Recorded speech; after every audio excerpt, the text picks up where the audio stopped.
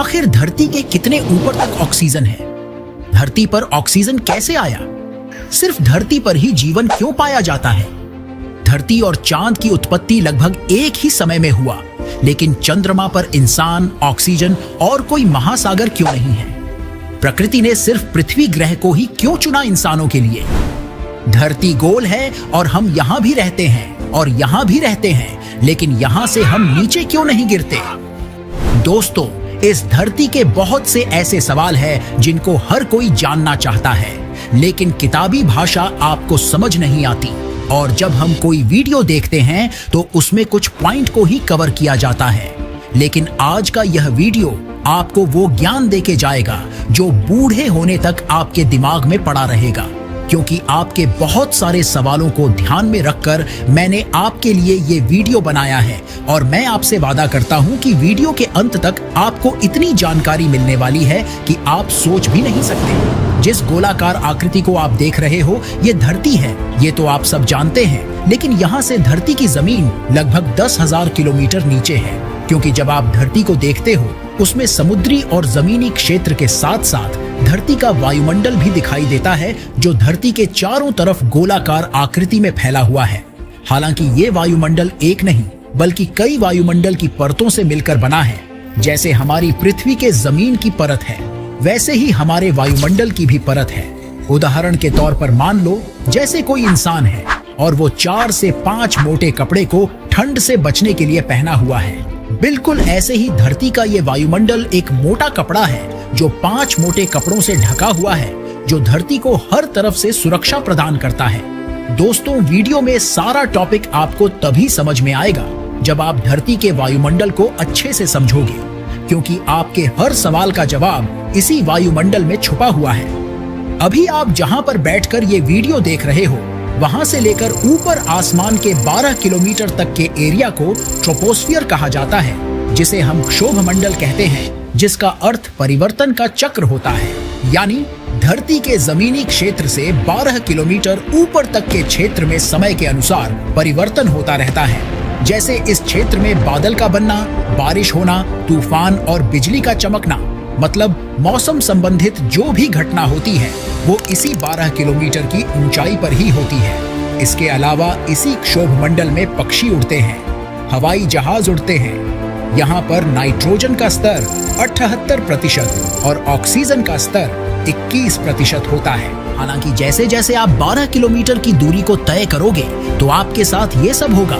0 से 4 किलोमीटर तक आप बिना ऑक्सीजन मास्क के आसानी से जीवित रह सकते हैं, जबकि 4 से 6 किलोमीटर के बाद सांस लेने में दिक्कतें शुरू हो जाती हैं। इसके बाद 8 किलोमीटर से ऊपर यानी डेथ जोन में बिना ऑक्सीजन मास्क के आपकी 10 से 30 मिनट में मौत हो सकती है, जबकि 12 किलोमीटर पर 2 से 3 मिनट में मृत्यु निश्चित है। इसका सबसे बड़ा कारण है कि जैसे जैसे आप ऊपर जाओगे, हवा का दबाव वैसे वैसे कम होता जाएगा, और जब हवा पतली हो जाएगी तो आपको बेहद कम ऑक्सीजन मिल पाएगा। अगर जमीन पर तापमान 15 डिग्री सेल्सियस है तो 12 किलोमीटर पर तापमान घटकर -56 डिग्री सेल्सियस तक हो जाता है, और तापमान गिरने की वजह से ऑक्सीजन मिलने में और कठिनाई होती है।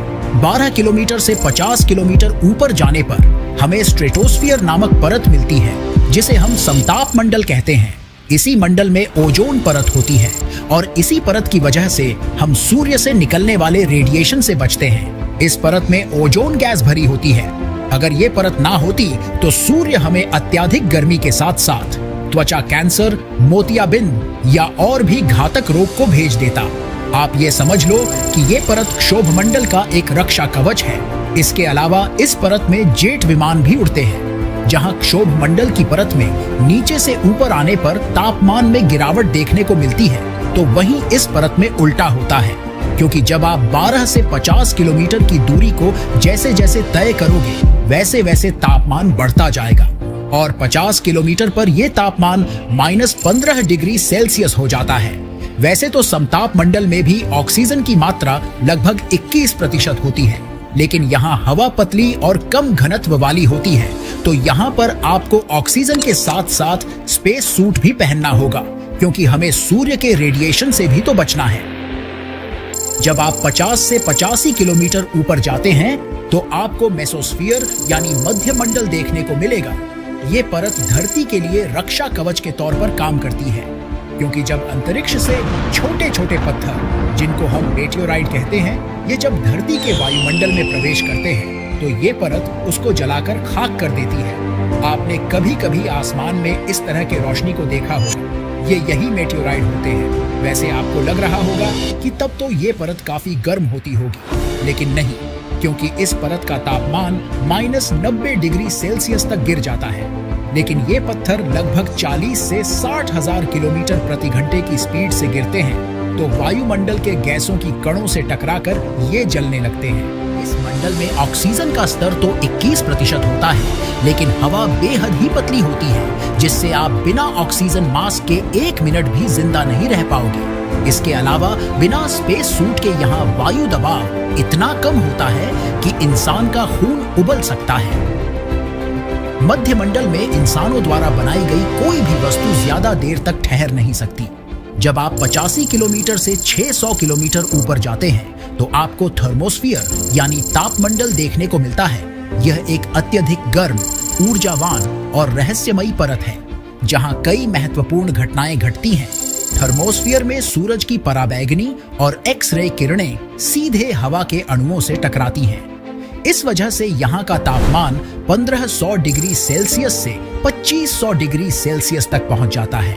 लेकिन चौंकाने वाली बात यह है कि अगर हम यहाँ खड़े हों तो हमें यह गर्मी महसूस नहीं होगी, क्योंकि यहाँ हवा इतनी पतली होती है कि गर्मी ट्रांसफर नहीं हो पाती। यहाँ पर भी ऑक्सीजन की मात्रा 21% ही होती है, लेकिन हवा का दबाव बेहद ही कम होता है, जिससे ऑक्सीजन के कण दूर दूर होते हैं। बिना ऑक्सीजन मास्क के आप यहाँ 1 मिनट भी जिंदा नहीं रह सकते।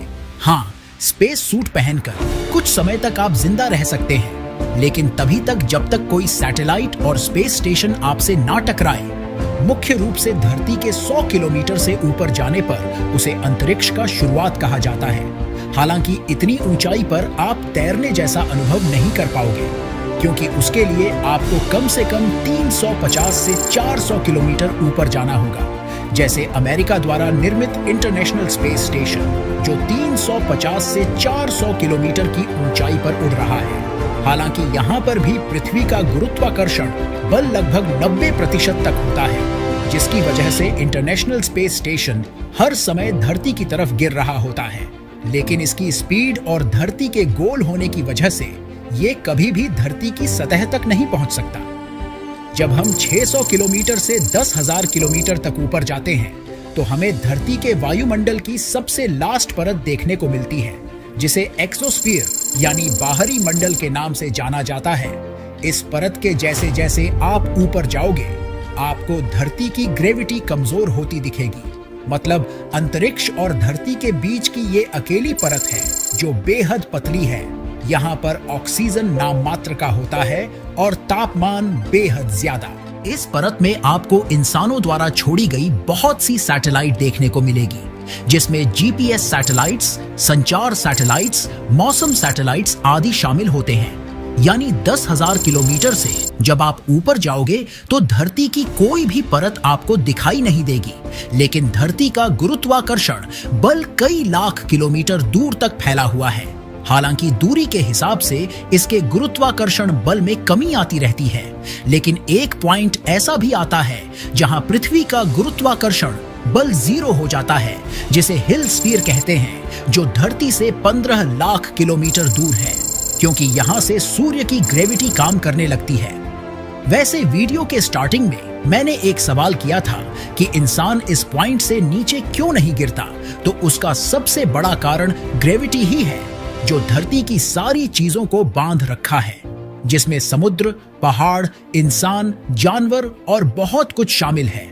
अगर ये ग्रेविटी किसी कारणवश एक भी सेकंड के लिए खत्म हो जाए तो धरती की तमाम चीजें अंतरिक्ष में उड़ने लगेंगी। धरती पर ऑक्सीजन कैसे आया? धरती पर ऑक्सीजन मुख्य रूप से साइनोबैक्टीरिया द्वारा लगभग 2.4 अरब साल पहले किए गए प्रकाश संश्लेषण से आया। चांद और धरती लगभग एक ही समय में बने, तो फिर चांद पर जीवन क्यों नहीं है? दोस्तों, इसके लिए आपको ये समझना होगा कि हमारे सोलर सिस्टम का कौन सा ग्रह है जो हैबिटेबल जोन में आता है। हैबिटेबल जोन उसे कहते हैं जो अपने सूर्य से ना बहुत कम दूरी पर हो और ना बहुत ज्यादा दूरी पर। और सारे ग्रहों में धरती ही ऐसा ग्रह है जो हैबिटेबल जोन में मौजूद है। अनुमानों के अनुसार हो सकता हो कि धरती की ही तरह बुध, शुक्र और मंगल के साथ साथ चांद पर भी मिनरल्स और पानी के कणों की बारिश हुई हो, लेकिन बुध ग्रह का सूर्य के बेहद पास होने के कारण इसके मिनरल्स सूख गए हो, और यही शुक्र ग्रह के भी साथ हुआ हो क्योंकि ये भी सूर्य के बेहद नजदीक है।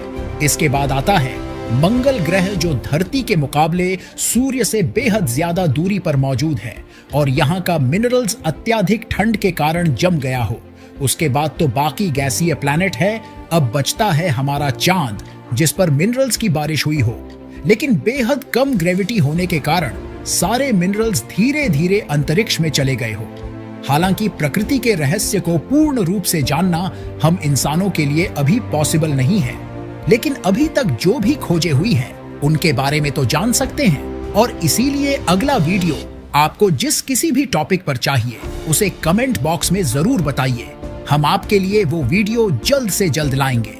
अगर आपको यह वीडियो पसंद आया हो तो लाइक कीजिए, साथ ही चैनल को सब्सक्राइब कीजिए और कमेंट में हमें बताइए कि आपको धरती के वायुमंडल की कौन सी परत सबसे अच्छी लगी।